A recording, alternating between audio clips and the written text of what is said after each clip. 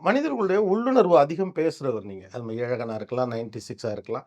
மனிதர்களின் உள்ளுணர்வு, அதன் நுட்பம், மனிதன் எவ்வளோ நல்லவன், இப்படி தொடர்ச்சியாகவே பேசக்கூடியவர் நீங்க. ம். நீங்க ஏன் தனிமை காதலரா இருக்கீங்க? நமக்கு சின்ன வயசுல கிடைக்கக்கூடிய அந்த அனுபவங்கள் தான்.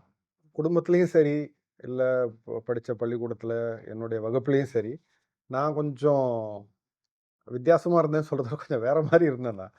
அதனால நம்பள அவங்க பார்க்குற பார்வையும் அப்படிதான் இருந்தது. இவன் கொஞ்சம் வேற மாதிரி அப்படிங்கிற மாரி. ஸோ நம்ம அந்த தனிமைய தேடி தேடி எங்க போனாலும் நம்ம தனியா போறது, தனியா இருக்கிறது, அது ஒரு மாரி புடிச்சிருந்தது. கூட படிக்கிறவங்க எல்லாரும் வந்து படிப்புல ரொம்ப கவனமா இருப்பாங்க. நம்ம அப்பதான் உட்காந்து ரெக்கார்ட் நோட்லயே பின்னாடி எதையாவது வரைஞ்சிட்டு இருப்போம். சாக் பீஸ்ல ஏதாவது ஸ்கல்ப்சர்ஸ் பண்ணிட்டு இருப்போம்.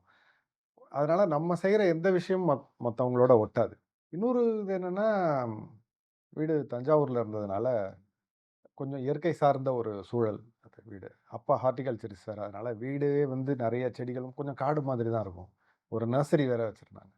அங்க பாம்புலேருந்து, கிளிப்பிள்ளையிலேருந்து நீங்க என்ன வேணாலும் அங்க பார்க்க முடியும். இப்போ ஸ்கூல் முடிஞ்சிருச்சுன்னா, நான் அங்க தான் பாதி நேரம் இருப்பேன். கிட்டத்தட்ட அப்பா அது ஒரு 8 வருஷம் அத நடத்துனாங்க. ஸோ அங்க இருக்க இருக்க எனக்கு என்ன ஆயிடுச்சுன்னா, மிருகங்களோடைய அதுங்களோடயே இருக்கிறது, அதுங்களோட பேசுறது. ஏன்னா அங்க ஆடெல்லாம் மேய்ச்சுட்டு போவாங்க, மாடு வரும். நீங்க என்ன வேணாலும் சொல்லலாம். புலி, சிங்கம் தவிர மத்த எல்லாம் அங்க இருக்கும். ஸோ மிருகங்களோட ரொம்ப அந்த அந்த உறவு கொஞ்சம் பலமாயிடுச்சு. மனிதர்களோட பேச வேண்டிய தேவை குறைஞ்சிருச்சு. இது பத்தாதுன்னு குடும்பத்தில அப்ப நடந்த சூழல். மையழகன்ல பார்க்கக்கூடியது அப்படியே எனக்கு நடந்தது தான். ம். அந்த அருள்மொழி நான் தான்.